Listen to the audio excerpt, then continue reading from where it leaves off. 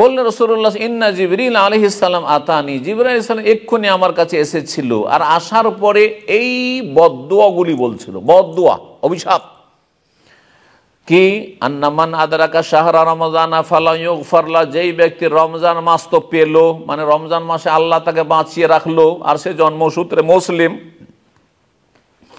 ফালাম ইউগফার লাহু, কিন্তু তার গুনাহ মাফ হইল না। রমজান আসলো আর গেল, গুনাহ মাফ হলো না। ফাদা কুল আমিন, হে নবী তুমি আমিন বলো আমার এই দোয়ার উপর। কি দোয়া ছিল? বদদুয়া কি ছিল? যে কেউ যদি রমজান মাস পায় তারপর তার গুনাহ মাফ হইল না, সুতরাং সে জাহান্নামে চলে গেল, হতভাগা, আল্লাহ যেন তাকে তার রহমত থেকে বিতাড়িত করে দেন। আপনি আমিন বলে, আল্লাহ এইরকম হতভাগা যেই ব্যক্তি রমজানে ইবাদতবন্দি করলো না, ফরজ ওয়াজিব আদায় করলো না, রোজা রাখলো না, যার ফলে গুনাহ মাফ হইল না, তাকে রহমত থেকে বঞ্চিত করো। আমিন বলো, আল্লাহ তুমি কবুল করো। সবচাইতে শ্রেষ্ঠ ফেরেশতার বদদুয়া আর সবচাইতে শ্রেষ্ঠ রসুলের বদদুয়া। চিন্তা করেছেন, আমার দোয়া মিস হইতে পারে, আপনাদের দোয়া মিস হইতে পারে, কিন্তু নবীর দোয়া মিস হবে? তাও সাইয়্যিদুল মুরসালিন, খাতামুন নবীন, শ্রেষ্ঠ নবী মুহাম্মদ রাসূলুল্লাহ সাল্লাল্লাহু আলাইহি সাল্লাম, ফেরেশতাদের মধ্যে যাকে আল্লাহ রূহ বলেছেন, যাকে রুহুল কুদুস বলেছেন, সবচেয়ে শ্রেষ্ঠ ফেরেশতা রাইসুল মালায়েকা জিবরাইল আলাইহিস সালাতু সালাম, তার বদদুয়া।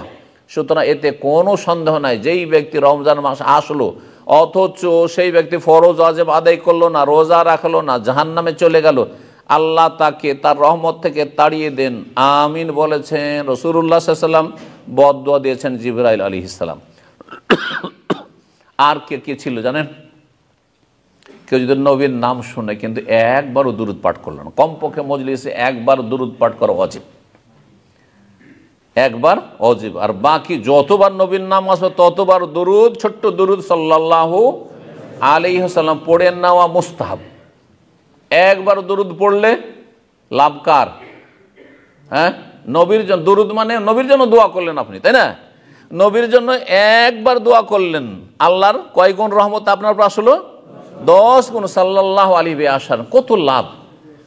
1 টাকা ইনকাম করে 10 টাকা পান। কোন হতভাগা আছেন যে আমি 1 টাকা ব্যবসা করে 10 টাকা, 1 টাকা পুঁজি লাগিয়ে 10 টাকা লাভ। এই ব্যবসা যদি সুযোগ পান তো সবাই সেই ব্যবসা শুরু করে, দুনিয়ার ব্যবসা। এত দুনিয়া ভালো করে বোঝেন কিন্তু দিন বুঝলেন না। নবীর নাম আসছে, আমাদের দেশের বক্তারা হুজুরে পাক বলেছেন, নবীজি বলেছেন, নবী বলেছেন, অমুক বলেছেন, লা হাওলা ওয়ালা কুওয়াতা, আমার হাবিব বলেছেন। আরে আমার হাবিবের চাইতে বেশি গুরুত্বপূর্ণ সাল্লাল্লাহু আলাইহি ওয়াসাল্লাম। আমার হাবিব বলে আপনি দোয়া করলেন না, আপনি আমার প্রিয় বললেন, কিন্তু দোয়া কোথায় নবীর জন্য আপনার? আর সালাত ও সালামের দোয়া স্বয়ং আল্লাহ বলেছেন, সাল্লু আলাইহি ওয়া সাল্লিমু তাসলিমা। ভালো করে শোনেন, জি, বেদাতি দুরূদ পড়ে কাজ হবে না, সুন্নতি দুরূদ যখন যখন নবীর নাম আসবে বলবেন সাল্লাল্লাহু আলাইহি ওয়াসাল্লাম, 10 গুণ রহমত আল্লাহর পক্ষ থেকে নাযিল হবে। আর যদি একবারও না পড়েন, ফরজ ত্যাগ করেন, তাহলে বদদুয়া পেতে হবে কার? জিবরাইলের ওই আমিন, নবী সাল্লাল্লাহু আলাইহি ওয়াসাল্লামের বদদুয়া আর জিবরাইলের বদদুয়া যে আল্লাহ রহমত থেকে দূর করুক। তৃতীয় ব্যক্তি কি হতভাগা? যে বাবা মাকে বার্ধক্য অবস্থায় পেয়েছে, বুড়ো বাবা মা, 70, 80, 90 বছর বয়সের বাবা মা, অথবা অসুস্থ বাবা মা, অচল বাবা মাকে পেয়েছে, তারপর জান্নাত যেতে পারলো না, কারণ বাবা মায়ের সাথে দুর্ব্যবহার করলো, বেয়াদবি করলো, কষ্ট দিল, মানসিক শারীরিক আর্থিক কষ্ট দিল। ফাবাদ, আল্লাহ যেন তাকে রহমত থেকে বিতাড়িত করেন। এই বদদুয়া কে দিয়েছেন? জিবরাইল আলাইহিস সালাম। নবী সাল্লাল্লাহু আলাইহি ওয়াসাল্লাম কি বলেছেন? আমিন, আল্লাহ জিবরাইলের দোয়া কবুল করো, আল্লাহ যেন হেফাজত করেন। জি, আল্লাহর হক আদায় করবেন রোজার মাধ্যমে, নবীর হক আদায় করবেন দুরূদ পাঠের মাধ্যমে, পিতামাতার হক আদায় করবেন, জি, তাদেরকে খুশি রাখার মাধ্যমে, যাতে খুশি হয়, যে প্রয়োজনগুলি হয়। আল্লাহ রাব্বুল আলামিন আমাদের সকলকে তৌফিক দান করেন। যখন আপনি রোজা রাখবেন, শুধু পেটকে রোজা রাখাইলে হবে না, আপনার গোটা শরীরের অঙ্গ সবগুলিকে রোজা রাখাইতে হবে। কি থেকে? রোজা রাখা মানে বিরত, রোজার মানে সিয়াম মানে বিরত থাকা।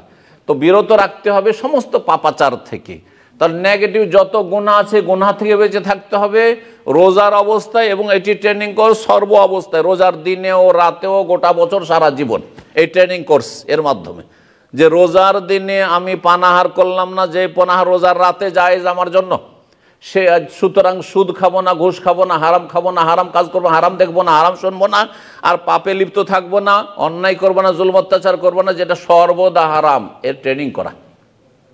সুতরাং রোজা রাখলে গোটা শরীরকে সমস্ত গুনাহ থেকে রোজা রাখাইতে হবে, শরীর অঙ্গ প্রত্যঙ্গকে। আর রোজা রাখার আরেকটি গুরুত্বপূর্ণ দিক হচ্ছে যে রোজা যখন রাখছেন তো অন্য অন্য ফরজগুলি যথাযথ আদায় করতে হবে। রোজা রাখছেন আর সাহারি খেয়ে রাত 12টায় দোকানপাট বন্ধ করে ডিউটি করে গিয়ে সাহারিটা খেয়ে রাত 12টা 1টা 2টোর সময় ঘুমিয়ে গেলেন আর ফজর পড়লেন না, এ রোজা হবে?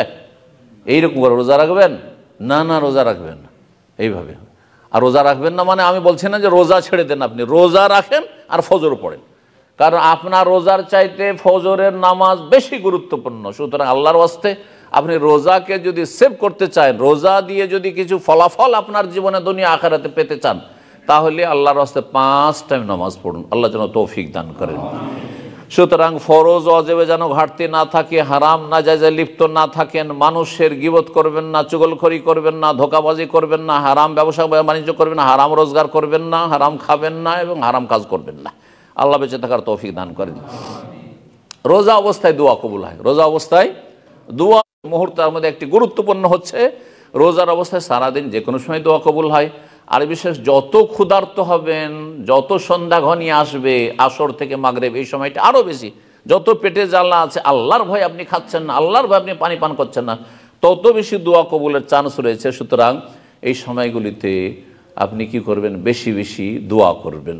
আর ইফতারির সহি দোয়া যেটি রয়েছে সেটি হচ্ছে জাহাবা জামা আবদাল্লাতিল উরুক ওয়াসাবাতাল আজর ইনশাআল্লাহ।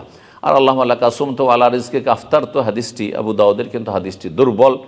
আর সুতরাং সেটি না পড়ে সহি দোয়াটি পড়বেন। আর এছাড়া আমাদের দেশে বাড়তি কিছু বেদাতি দুটি বাক্যের সংযোজন করে পড়ে, দুটি তিনটি, আল্লাহ আল্লাহ সুমতো, হ্যাঁ, ওয়াবিকা আমান্ত ও আলাইকা তাওয়াক্কালত ও আলা রিজকে আফতার, তো ওয়াবিকা আমান্ত ও আলাইকা তাওয়াক্কালত, এটি কোনো হাদিসে নেই, জয়ীফ হাদিসেও নাই। সুতরাং এগুলি জালিয়াতি ফাজাইলে আমলের, ফাজাইলে রমজান, রমজানের ফজিলত যে ফাজাইল রমজান তাদের রয়েছে, আমাদের চিল্লাওয়ালা ভাইদের তাদের কিতাবে এই জালিয়াতি কথাবার্তা রয়েছে। সুতরাং এসব জাল কথার উপর আমল করবেন না। আর তারপরে এর সাথে আরও অন্য কিছু লাগে না, যতটা লাগাবেন তত বেদাত হবে, ওসব থেকে বেঁচে থাকবেন। ইফতারি করবেন আপনি, ইফতার কি দিয়ে করবেন? জুস দিয়ে না পানি দিয়ে? হ্যাঁ, আগে পানি। হ্যাঁ, 1 নম্বরে কি? খেজুর। কোন খেজুর? রোতাব, যেটাকে তাজা খেজুর, হ্যাঁ, যেটা গাছ পাকা খেজুর। রোতাব খেজুর কোন খেজুরকে বলা হয়? গাছ পাকা খেজুর। যদি সেটা থাকে, সেটা যদি না থাকে তাহলে যে কোনো খেজুর দিয়ে ইফতার করবেন। সেটাও যদি না থাকে, আপনার সামনে জুস আছে, ভাত আছে, আর অন্য কিছু আছে, আর আপনার পানি আছে, কোনটা দিয়ে ইফতার করবেন? আর পানি দিয়ে ইফতার রাসূলুল্লাহ সাল্লাল্লাহু আলাইহি ওয়াসাল্লাম বলেছেন, জি। আর তারপরে তখন অন্য খাবার খাবেন, আর আস্তে ধীরে খাবার খাবেন। একসাথে আপনি ইফতার করে সাথে সাথে ভরপেট খাবার খেয়ে নিলেন, সামনে খাবার ভাত রাখা আছে, বিরিয়ানি, আর খেয়ে নিন, এটা শরীর স্বাস্থ্যের জন্য ক্ষতিকর।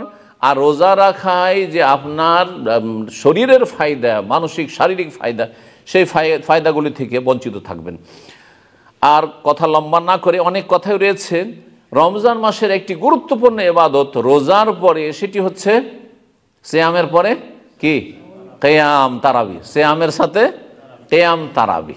তারাবিকে অনেকে মনে করে যে তারাবি না পড়লে রোজা হবে না। আছে না আমাদের দেশে এরকম ধারণা? এটি একটি ভ্রান্ত বেদাতি ধারণা। রোজা ভিন্ন ইবাদত, যা ফরজ করতেই হবে, আর তারাবি হচ্ছে সুন্নাত। তাহলে সুন্নাত একদিন তারাবি পড়লে না, সেজন্য আপনার রোজাই চলে যাবে? এটা আবার কেমন কথা হইল? বুঝতে পারছেন না? পারছেন না? কারণ অনেকে এসে আমাদেরকে জিজ্ঞাসা করে যে শেখ, আজকে নতুন লোকেরা তার শেখ বলেন, হুজুর, হ্যাঁ, আর তারা বিভিন্ন, একটার আরেকটার সাথে কোনো সম্পর্ক নেই। হ্যাঁ, আর ফরজ করতেই হবে, আর সুন্নাত পারলে করবেন, অনেক নেকি, আর না করলে গুনাহগার হবেন না, কিন্তু অনেক নেকি থেকে বঞ্চিত হলেন। যেমন রোজার ফজিলত হাদিস রয়েছে, মান সামা রমাদান ঈমানান ওয়া ইহতিসাবান গফিরা লাহু মা তাকাদ্দামা মিন যামবিহি। ওই হাদিসেরই দ্বিতীয় অংশ, মান কামা রমাদান ঈমানান ওয়া ইহতিসাবান গফিরা লাহু মা তাকাদ্দামা মিন যামবিহি। যে ব্যক্তি রমজান মাসে রোজা রাখবে আল্লাহর প্রতি ঈমান নিয়ে, নেকির আশায়, অতীতের গুনাহ মাফ হয়ে যাবে। তা দ্বিতীয় বিষয় হচ্ছে, যেই ব্যক্তি কিয়ামে রমজান মানে তারাবি পড়বে আল্লাহর প্রতি ঈমান নিয়ে আর নেকির আশায় তার অতীতের গুনাহ মাফ হয়ে যায়, বড়ই ফজিলত। কিন্তু একটি ফরজ আর একটি হচ্ছে সুন্নাত। সুতরাং এই সুন্নত, গুরুত্বপূর্ণ সুন্নতটি পুরুষরা জামাতে গিয়ে পড়ার চেষ্টা করবেন। মহিলাদের জামাতের কোনো প্রয়োজন নেই। মহিলারা যত বেশি নির্জনে বাড়িতে পড়বে তত বেশি ভালো। তবে জামাতে যদি যায়, মসজিদে জায়েজ রয়েছে, বাড়িতে পড়লে বেশি ফজিলত রয়েছে। বাড়িতে যদি কয়েকজন মহিলা মিলে জামাত করে সেটা আরও ভালো, একজন যে বেশি জানে অথবা একজনকে দিয়ে